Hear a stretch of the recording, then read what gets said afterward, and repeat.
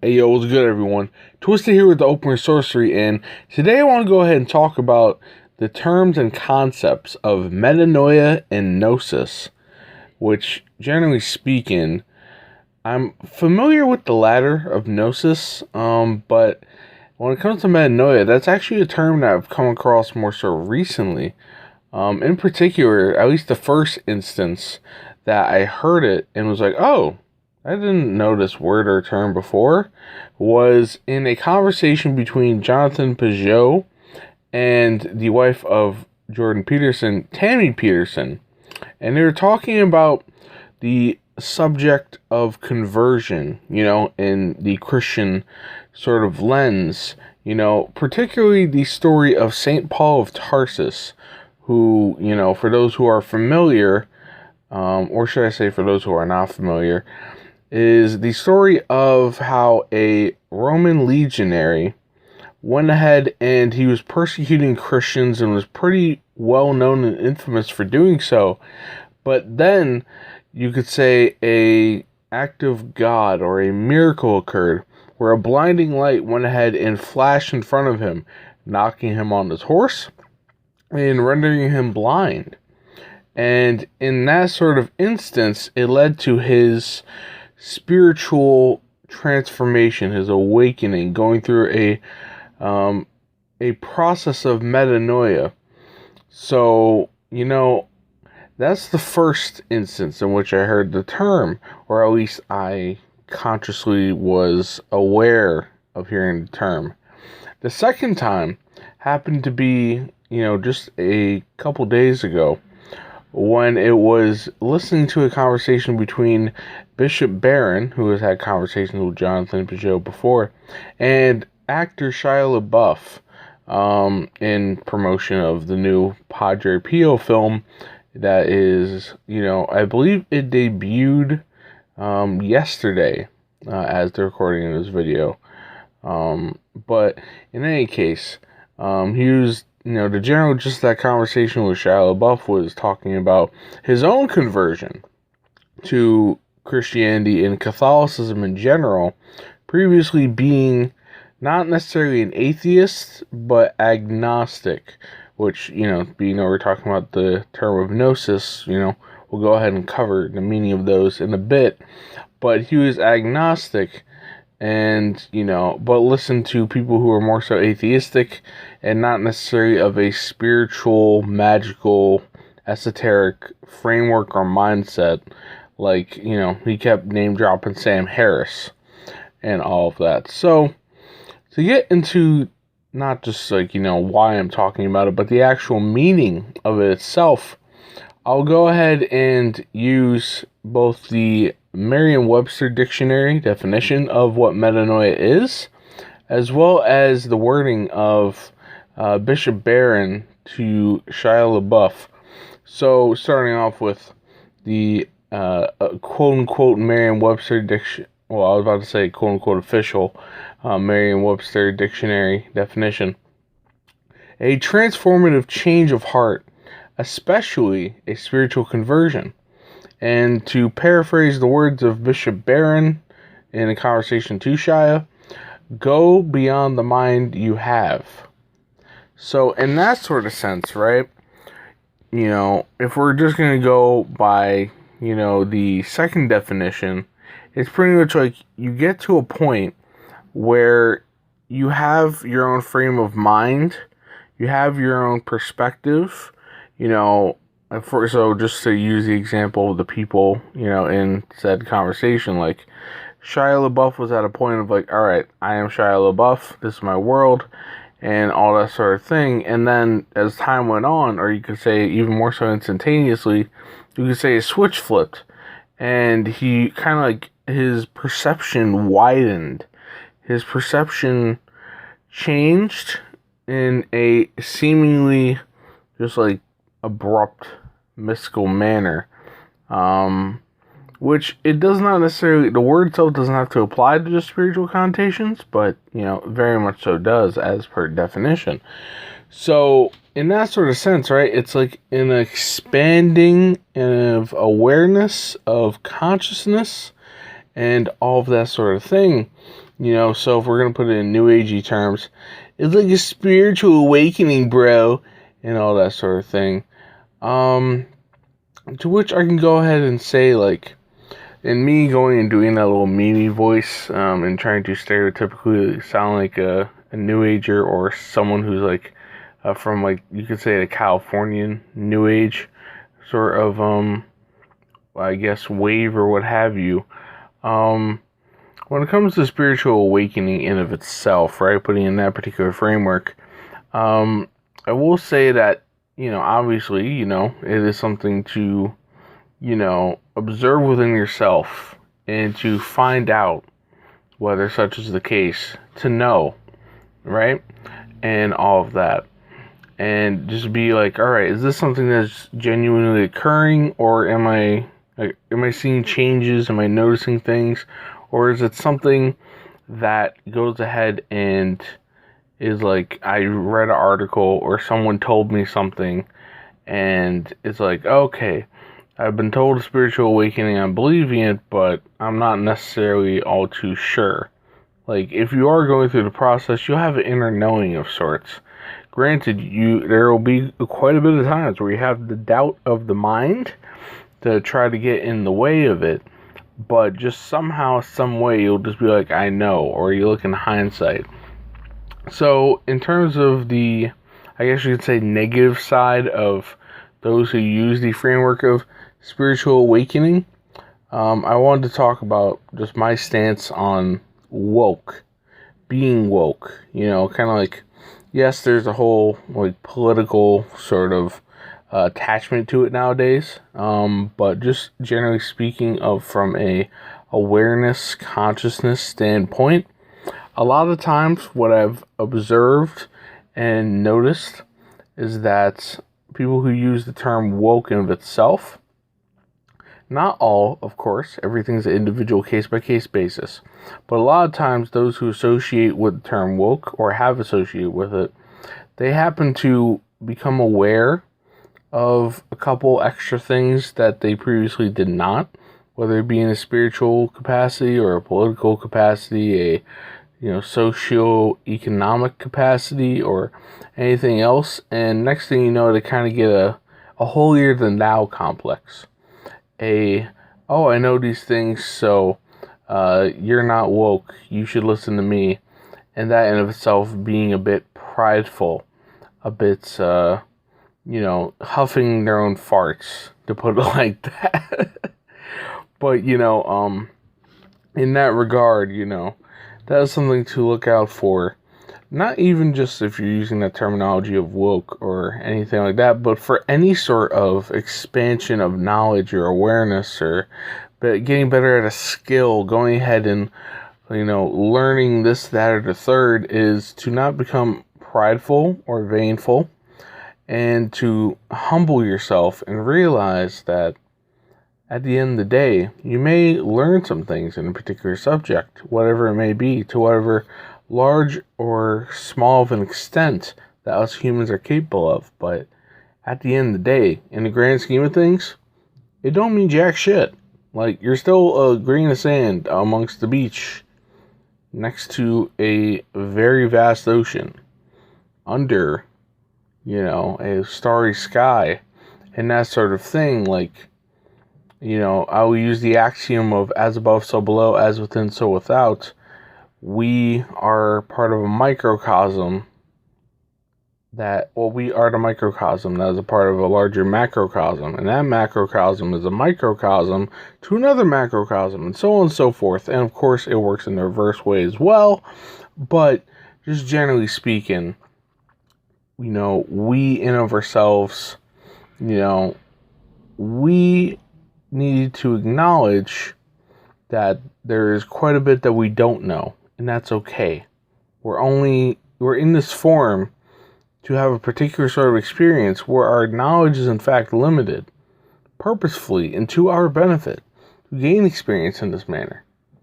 But I'll just leave it at that, in that sort of, little branch off in the subject, because, I was talking about, metanoia, gnosis, spiritual awakening, all of that. And, how does one come to know that, right? How does one come to understand that they are going through this sort of process? And, you notice, to use this particular Jungian and psychological buzzword, synchronicities, you happen to recognize patterns, through pattern recognition. You go ahead and you notice, okay, this is starting to line up with this thing, and there's also an inner knowing quite a bit, to some extent, of, oh yeah, for some reason it just clicks. It just happens to go ahead and line up and make sense. You could also say connecting the dots. If you happen to be more so of being able to read in between the lines as well, that helps quite a bit. Discerning past a surface level of word meaning, the context of something. Having symbolic thinking, right? And symbolic, not necessarily just extending to visual images of knowing what that means. Granted, that helps very much so in the long run in knowing what particular pictorial symbols means, but just having the manner of thinking okay, I know what the literal on the face definition of something is, but let me read between the lines. Let me figure out what exactly something goes ahead and is pertaining to under the surface. Going ahead and building esoteric sort of mind, perception. And to go ahead and talk about the definition of esoteric, that is in contrast to exoteric. So, eso, in terms of a prefix, means within or inward, inside, and exo means outside. So you have an inner standing as opposed to just a understanding. Using that in of itself has become a buzzword as well, of understanding and all that sort of thing. But yes, within yourself, all right, this is how this lines up with that. And for those who are, you could say, more so becoming, they're coming into that frame of mind, it takes time to develop and be patient, right? Everybody's journey, everybody's path throughout life in general, whether you're trying to be a spiritual, lyrical, miracle sort of individual or not, it takes time. And, you gotta be patient with yourself and not succumb to media bias of an individual having their own experiences and trying to relay that and be like, oh man, why am I not having that sort of experience, man? You just gotta be like, hey, look, all in due time. If you're patient with yourself and you are like, you know what, I will learn how I need to learn at my own pacing. That is a race between, the tortoise and the hare. And I will not try too hard to try to run it like a sprint. If you just go at the gradual pace that you need to for yourself, however fast or slow, you'll get to the destination that you need to, in fact, be at. So, just a bit of patience for yourself in that regard. And, in terms of that inner knowing, right, this is where we come to the term of gnosis in of itself, right? So, the term gnosis in the, English definition, once again from Merriam-Webster, esoteric knowledge of spiritual truth held by the ancient Gnostics to be essential to salvation. And talking about the Gnostic, sort of sects, like sect as an SECT, as opposed to sex. Yeah, my pronunciation may not have been the most defined the first time around. But in any case, so, that particular sect, that's, Christian mysticism. No, not completely in totality, but it is a variation, a version of Christian mysticism, who had a bit more of an alternate viewpoint of Christianity and Abrahamic religions in the world at large than other Christian mystics or mainline Christianity, whether it be of a Catholic or a Protestant or a Orthodox sort of manner. But in any case, aside from that particular sort of definition of relating it to Gnostics and all that sort of thing, it comes from the Greek word of gnosis, which means knowledge. And in that sort of, base general root understanding, it is to know, right? So earlier on, I talked about Shia LaBeouf and his change from being a agnostic to, coming into his own in a Christian, Abrahamic sort of sense, and becoming Catholic in particular, right? So you could say he went from agnostic to Gnostic. Not necessarily the particular sect that we're talking about, but in that sort of manner. This is where I'll go ahead and define the terms a bit more so. So, aside from just that particular Christian mystical sect, right, if we're just looking at a general word of what gnosis or Gnostic means, that means knowledge or to have knowledge, right? If we're talking about a particular person, right? And someone who is agnostic, the prefix a means without.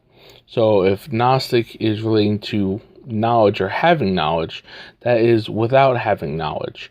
So he in of himself, he wasn't atheistic. He was like, oh, there is no God, there is no higher power.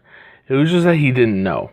He didn't have a definite path or a definite route, but he had some inkling within himself. It was like, yeah, I don't know either way, but there may be something going on.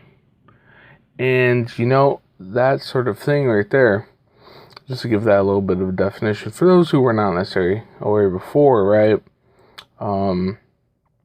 we can go ahead and talk about gnosis in of itself, right, and, generally speaking, like coming into being Gnostic, right, not in that particular, okay, I'll say this, if you want to look into Gnosticism in of itself, by all means, go ahead and learn about different things. At some point, I'll probably go ahead and cover the subject of Gnosticism in terms of the different Gnostic Gospels and the general, philosophy that those who have studied Gnosticism in the modern day tend to usually associate themselves with, or what the more prevalent ideas are.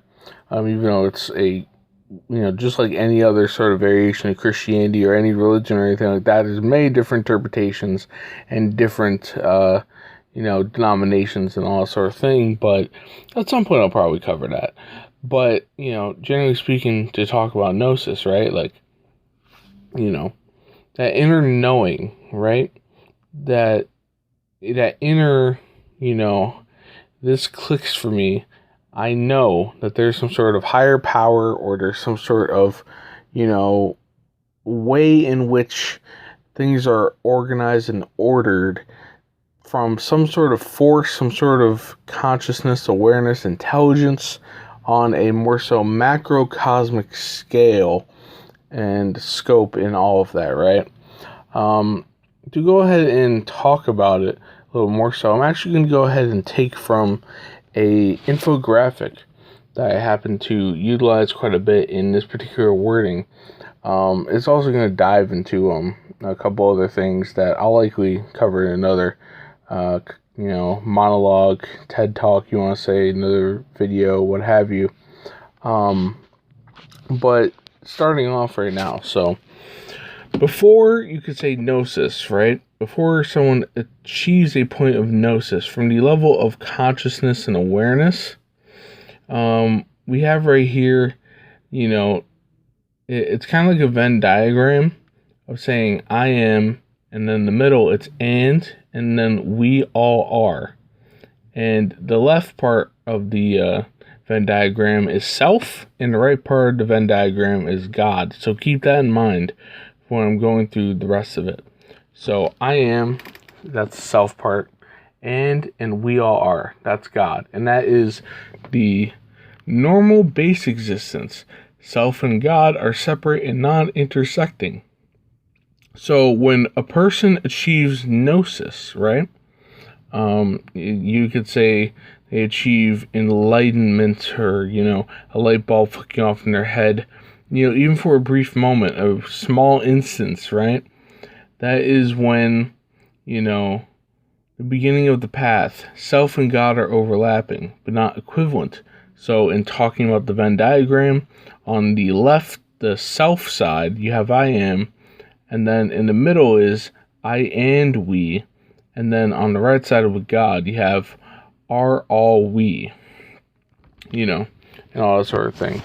I will probably go ahead and link a link to a pictorial, I'll have the image, in some sort of link to where you can go ahead and see it for yourself in the description. But in any case, that is, a moment where things just start to click for you. And you're like, okay, there is a little bit of overlap of awareness. To which we then go ahead and, based on this infographic as the model, go to ecstasis, where the left and the right in of itself are blacked out. They don't necessarily have any particular wording in it, but the middle point where they both meet and merge in the Venn diagram, it has I am we. So right here, it's the mystical union. No distinction between self and God. Very unstable. And the thing about it is, quite a few people can go ahead and have this sort of phenomena. Now, I will say this, while it can be unstable for quite a few people, I will also go ahead and argue that it also can be a stable sort of balance, finding optimal sort of states, what have you, and being that on this particular infographic is going to branch out into a left and a right, sort of direction, and there's no middle point.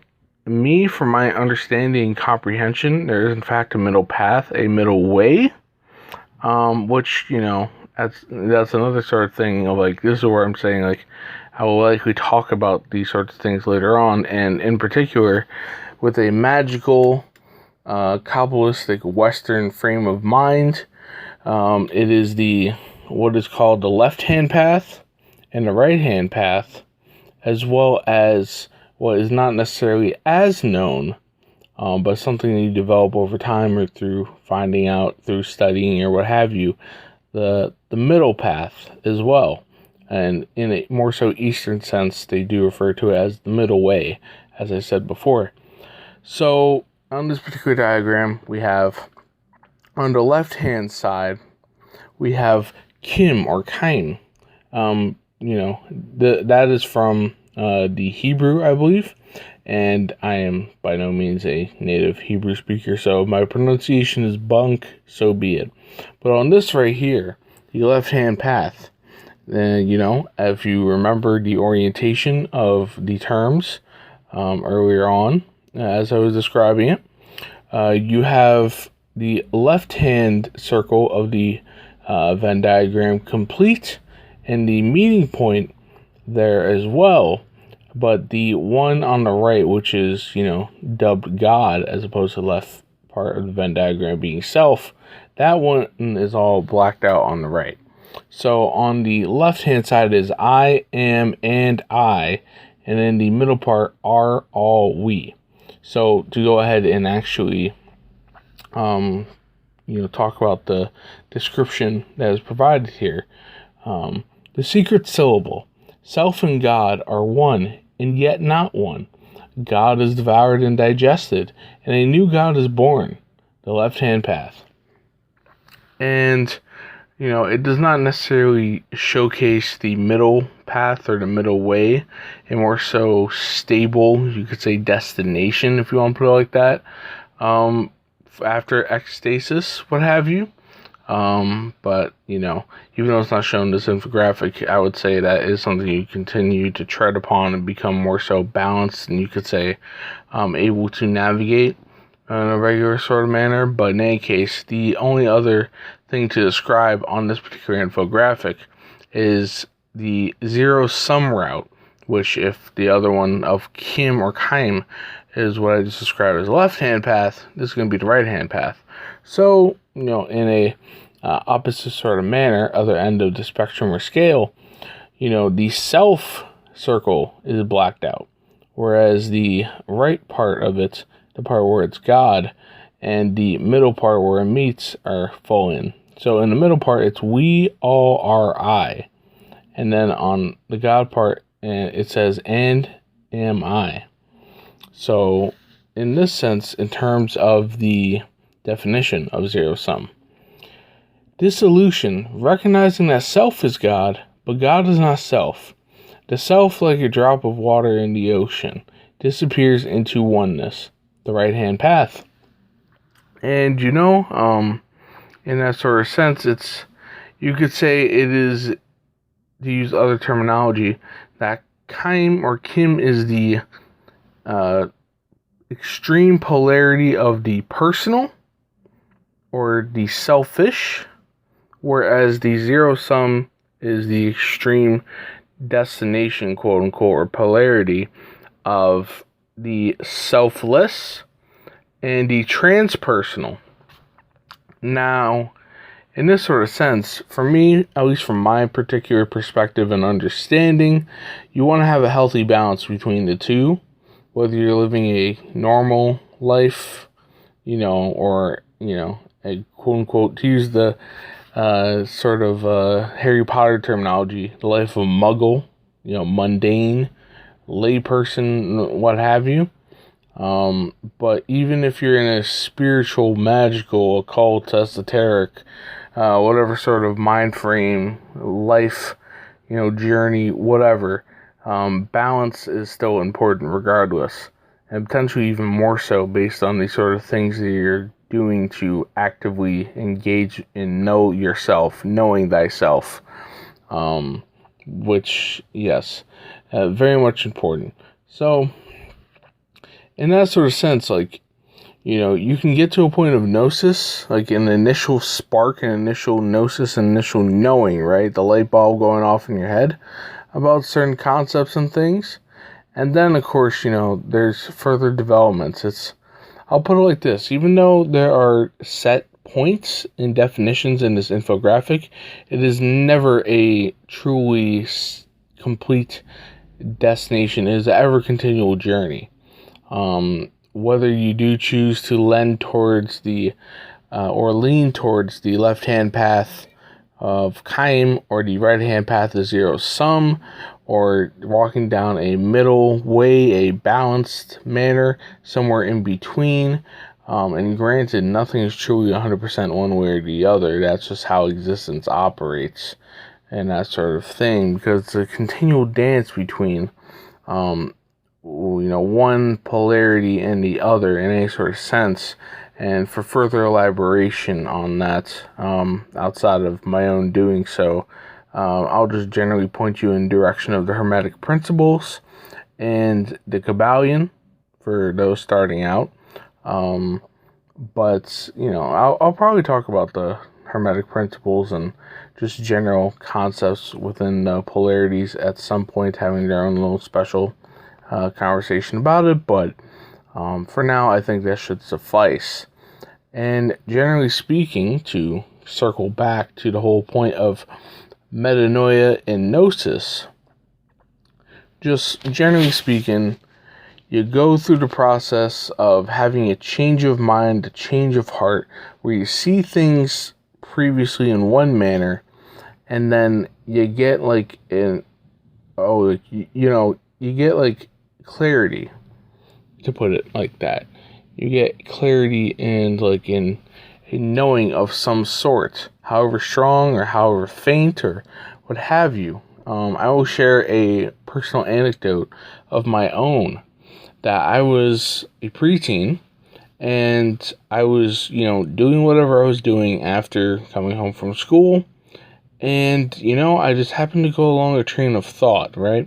I do not remember exactly what it was that led me to it, but then eventually I had that sort of light bulb go off my head.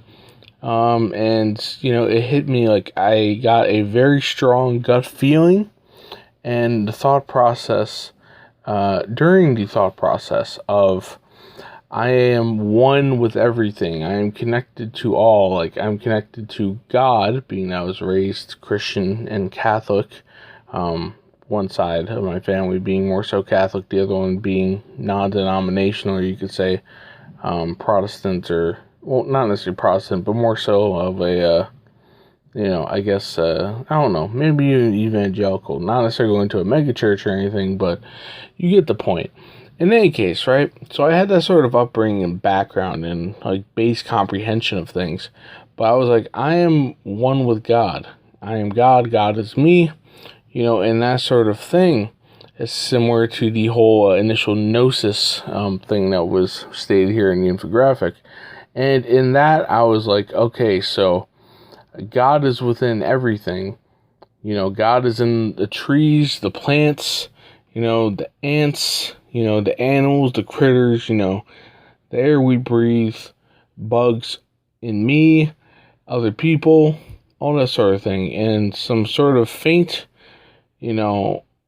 understanding or comprehension of interconnectedness. I had that moment in such, and, that is one of the most profound experiences that I would say I've had throughout my life. In terms of that, one of the strongest, if not the strongest gut feeling that I've had up until this point, and it serves as a foundational piece, foundational event for my own perspective currently, and what I've been building since that point within my life, and likely it shall be, to come for the continuation of my life, for however long that may be. But in any case, generally speaking, metanoia and gnosis and spiritual awakening, all that sort of thing, many people have gone through it. Those who are, recognized and notable throughout history, common folks like you and I, and all that, which granted everybody, regardless of whether they have their name written down in history or not, we're all humans, so not putting others on a pedestal, what have you, and saying that they're notable or noteworthy, what have you. But in any case, we all have the potential to go through it. We all have the ability to, be able to have that light bulb flicker. And I guess the best sort of advice, to try to spur that on is just be open-minded, receptive. Go ahead and let your mind run free, and if you have that spark of curiosity within you, go ahead and read more. Go ahead and study subjects that interest you, whether they're of a spiritual, metaphysical nature or not. Because even through regular means and crafts, you can go ahead and come to be more so aware of yourself. Because at the end of the day, it is all about coming to know thyself. Knowing yourself, not just the persona, in my case, the persona of Twisted, that I view the world through and draw breath and, experience on a day in, day out basis, right? The one who's talking on this particular recording. But for anyone else out there listening, just be willing to know thyself, not just in that level, but in all the levels and capacities that you are capable of doing, down to the soul spirit, and, well, the soul spirit in of itself, just to clarify a little bit I see it as they're not necessarily the same, but two different layers, and that the spirit in of itself is a more so inner layer, that divine spark, that divine fire, that divine flame, whereas the soul is more so of a lantern, you could say, a carrying case for that, and all of them in between, or even the layers that, extend beyond.